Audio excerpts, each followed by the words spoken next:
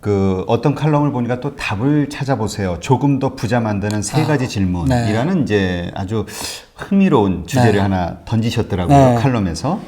자, 우리가 이제 2020년 이제 또 새해가 됐으니까 네. 한 해를 살기 위해서 조금 더 부자가 될 수 있는 그 도움되는 세 가지 질문. 이제 이것을 하셨는데 칼럼에서 어떤 겁니까, 그게?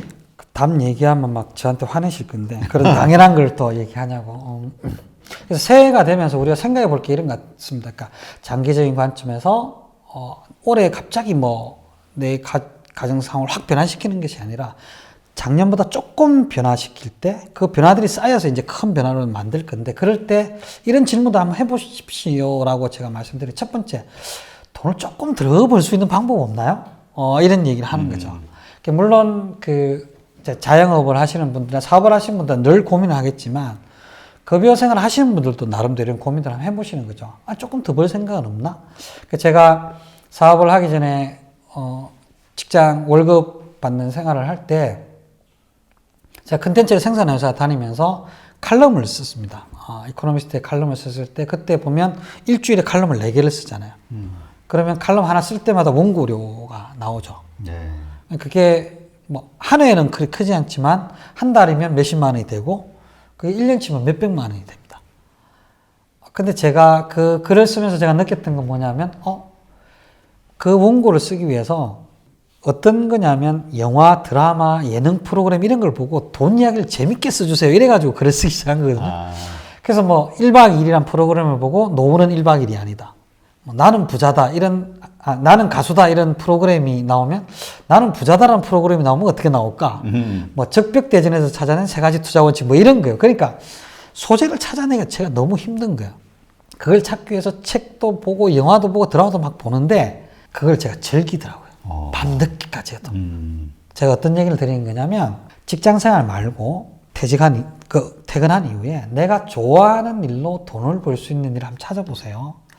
당장은 안 되지 수 있지만 시간이 좀 가다 보면 제가 아는 후배들도 보면 블로그를 계속 쓰다가 쌓이니까 책을 내게 되고 한 3년에 한 책을 내서 한 3권 정도 내다 보니까 주변에서 아니 직장생활 하면서 책 쓰는 법 좀 알려주세요 강의를 하게 되고 그러니까 이런 수입들이 막 생기는 거죠.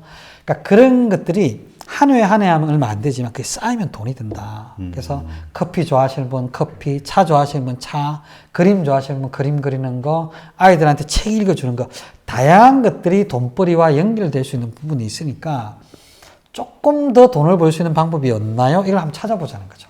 그러면 그게 모이면 1년치가 쌓이면 조금 돈이 되고 그게 10년, 20년이 되면 사실은 엄청난 차이를 만들어낼 수 있다.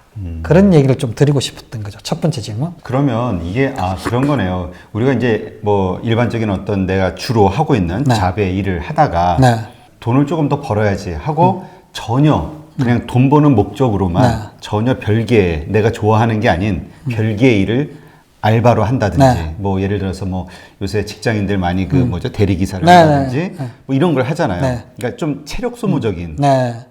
근데 말씀하시는 거는 돈을 벌기 위해서 그냥 막 여러 가지 뭐 투잡, 쓰리잡을 뛰라는 게 아니라 자기가 좋아하는 거를 찾아서 그걸 하라는 말씀이신 건가요? 그게 이제 제일 좋을 것 같고요. 근데 투잡을 하고 쓰리잡을 하는 것도 이제 목표가 있으면 내 인생이니까 제가 주말에 예를 들어서 벚꽃 축제를 할 때 사진 찍어주면서 아르바이트 하는 친구들, 이런 친구들을 보면서 야, 저 친구들은 주중에는 일을 하고 주말에 아르바이트 하는 걸까? 뭐 이런 생각도 해본 적이 있거든요. 그래서 사람들한테 그런 기쁨이나 가치를 주면서 자기는 노동을 하지만 그게 이제 돈을 버는 거죠. 왜? 그 돈을 벌고 하고 싶은 게 있으면. 그러니까 무조건 막 해서 돈을 버세요라고 하는 게 아니고 목표들을 세우고 돈을 좀 벌 수 있는 일을 찾아보고 근데 그 돈을 벌 수 있는 일이 내가 좋아하는 일이면 얼마나 좋을까? 그것이 내 가치를 점점 높여주니까 이제 그런 측면에서 아이디어를 찾아보면 좋지 않을까라는 생각을 하고 그 아이디어들을 제가 이제 글에 좀 써놓은 거죠. 제 사례를 들어서. 네, 그렇군요. 자, 그럼 두 번째는 어떤 질문일까요? 그 다음에 이제 돈을 조금 더 효과적으로 쓸 수 있는 방법이 없을까 한번 생각해 보세요. 라는 겁니다. 그래서 예를 들어서 내 소득을 10%, 20% 좀 늘렸다라고 하면 그 다음에 쓰고 있는 돈을 또 10%, 20% 줄이면 저축할 수 있는 여력이 이제 확 커지지 않습니까? 그래서 제가 예전에 칼럼에 한번 썼던 게 소비를 내가 쓰고 있는 돈을 소비, 낭비, 투자 이렇게 한 3가지 부분으로만 한번 나눠보세요. 소비는 내가 써야 된다고 해서 쓰는 돈.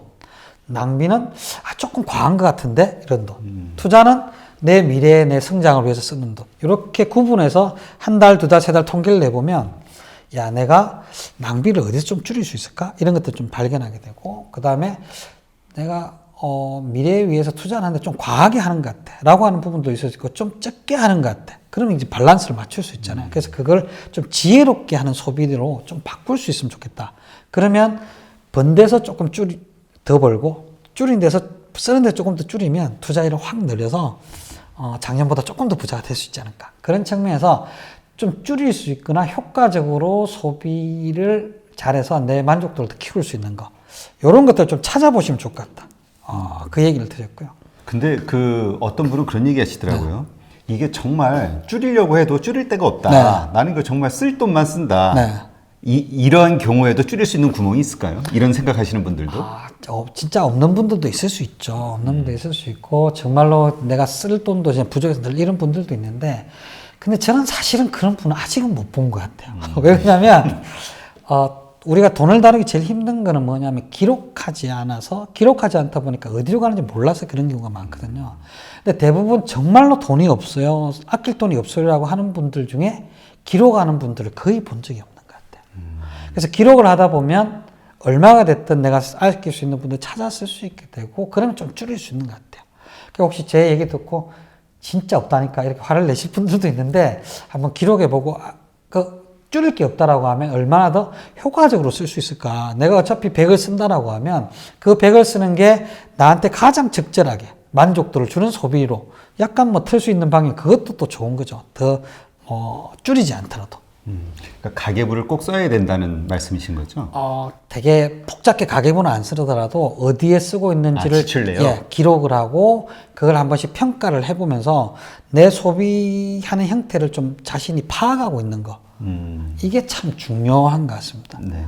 어떤 분들은 그런 얘기 하시던데요. 신용카드 안 쓰는 것만으로도 되게 도움이 될 수 있다. 네. 예, 그게 이제 돈의 감각이거든요.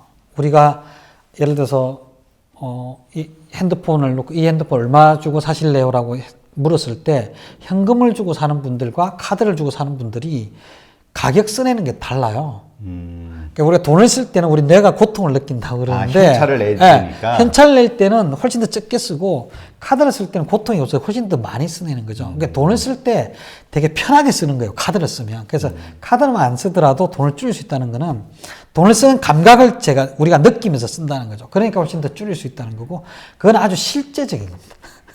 수많은 경험들과 어떤 실험들 속에서 검증된 사실입니다. 네.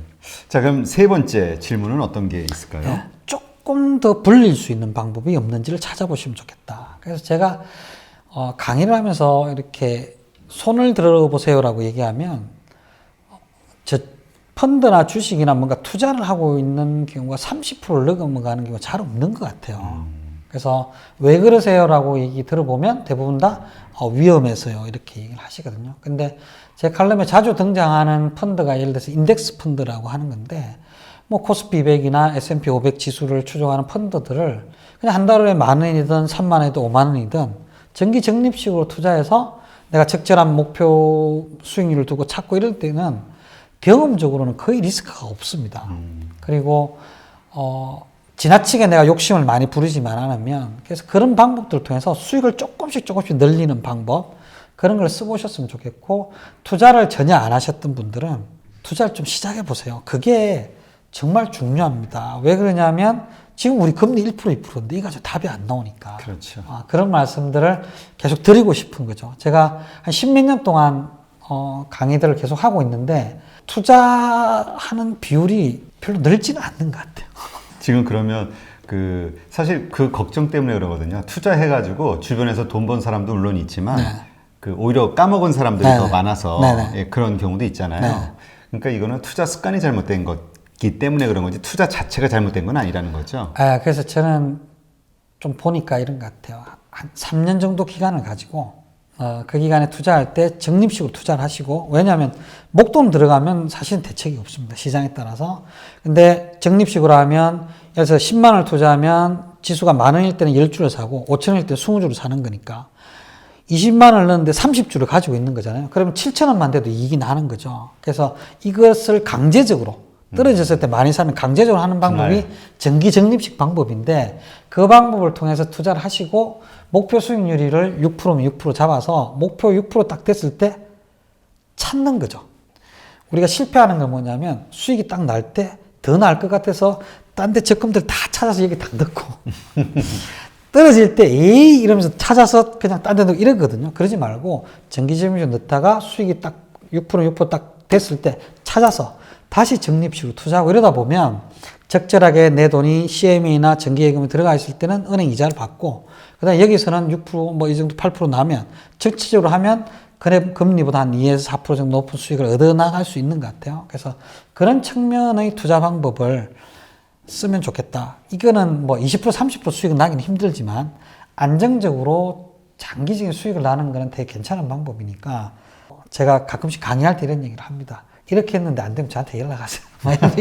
클레임 좀 걸어야겠는데요. 안 되면. 네. 자, 그럼 이제 조금 더 부자가 되려면 어떤 생각으로 사는 게 필요할까요? 그래서 저는 갑자기 세상을 바꾸겠다. 갑자기 2020년 되면 부자가 되겠다. 이런 게 아니고, 2019년도보다 좀 부자가 되겠다. 2021년도, 2020년도보다 조금 더 자산을 키우고 부자가 되겠다. 이런 생각들을 해보시면서 아까 세 가지 했던 질문들에 꼼꼼하게 답을 찾아 나가시다 보면 그렇게 한 5년, 10년 지나가 보면 아마 좀 달라져 있지 않을까요? 그런 생각들 해봅니다. 그래서 차근차근 장기적인 관점으로 내 자산을 늘려나가는 것, 아주 투자를 전문적으로 하는 분들하고 조금 다른 측면에서 제가 우리 독자들께 드리고 싶은 말씀입니다. 네, 뭐 좋은 말씀입니다. 네. 뭐 그렇게 해서 안 되면 뭐 연락드리겠습니다. 네, 도망가 있겠습니다. 네, 이제까지 신성진 머니 컬럼니스트셨고요. 오늘 이렇게 좋은 시간 만들어 주셔서 고맙습니다. 네, 고맙습니다. 네, 감사합니다. 감사합니다.